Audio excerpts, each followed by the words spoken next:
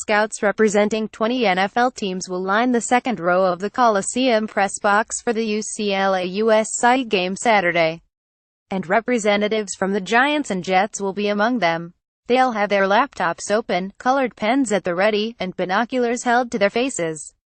They won't being like typical spectators. These scouts are focused on nuance, gathering information on body language, how the players interact with their teammates, and how they act if their team falls behind.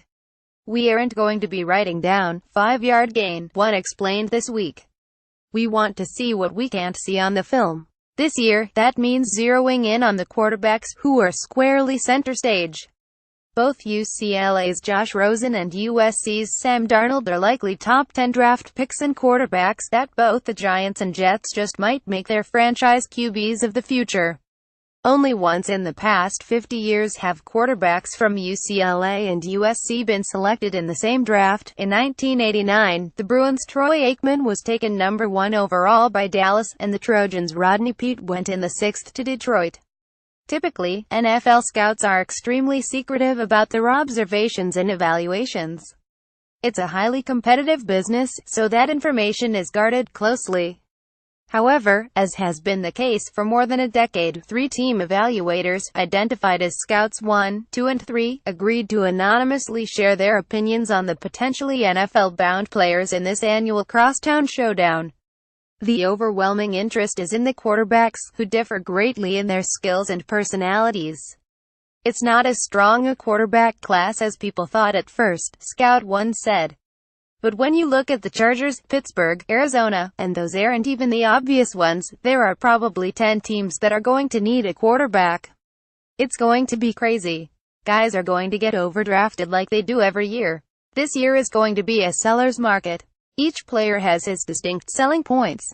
Rosen, a junior, has rare polish and accuracy as a passer.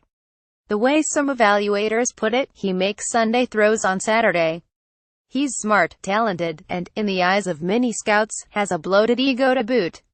He's got a cocky swagger to him, like, 'Hey, I can make this throw,'" Scout 2 said. "And that's what gets him in trouble. That's why he's going to be intriguing after the season. You want to sit down and get to know him, because people don't know him. Is he just an immature 20-year-old kid who's going to be different when he's 25, 26, 27 and getting into his prime? You'll have him for 5 years if you draft him in the first round, and then maybe he hits his prime in his second contract." The game video that scouts shows the plays in quick succession, going back and forth from the sideline and end zone views. The extraneous footage is removed. That's one reason being at the actual game is so valuable for these evaluators. First, when you're gauging arm strength, you can't tell on tape all the time, Scout 2 said. It's nice to see someone's arm live in pre-game and during games. You want to see how they carry themselves on the field. Do they have a confidence about them, a poise on the field? How do they interact with their teammates on the sideline? What's the communication like at the line of scrimmage? The stuff you can't see on tape. The body language on Josh Rosen, he may not know that, but that's what scouts are looking for. The way he acts on the sideline. The way he carries himself. If they fall behind, is he over there working with his teammates trying to keep them in the game, or is he going over to sit on the bench by himself? The third scout said this is a unique opportunity for the people in his line of work. How many franchise quarterbacks are there? 10, 12, Scout 3 said. You're looking at 2 guys on the same field, on the same Saturday, that a lot of people will believe will be in that group, in that top 12. If you have one of them, you're like, "Hey, we've got a chance every week." If you don't have one, you're looking. This is a special, exciting situation. It's got some buzz in the scouting community, for sure. For the most part, evaluators are far more enamored of Darnold's attitude and leadership. They love that about him. But they're quick to acknowledge he doesn't have Rosen's arm talent. Darnold has got good enough talent but a winding release, Scout 1 said. He's not real comfortable in the pocket all the time. He's most dangerous making off-schedule throws, on the move. He's unique in his ability to create and find open receivers on the move. You do question his ability to sit in the pocket and work through the progressions patiently. He's so hoppy and jumpy in the pocket.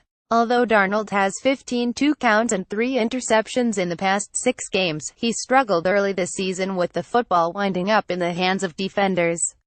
"You question his field vision," Scout 1 said. "He'll lock on receivers. He is not protecting the ball the way he was last year.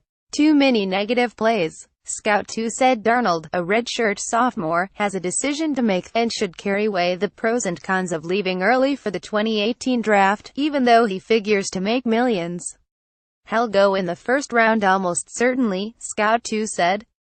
"But I'm not so sure he isn't better off staying in school for another year. The holes that he has in his game are decision-making, and that's something he can improve on with live game reps. Practice speed is one thing, it's intense, we're going, but it's different in a game.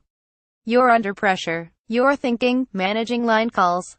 There's chaos everywhere, and you've got to keep your level head and make quick decisions. He is not going to get that as a backup. We don't have NFL Europe anymore, so USC is about as good a place as you can get it. And both the Jets and Giants will be looking to see that he does." Copyright 2017 Los Angeles Times, distributed by Tribune Content Agency, LLC.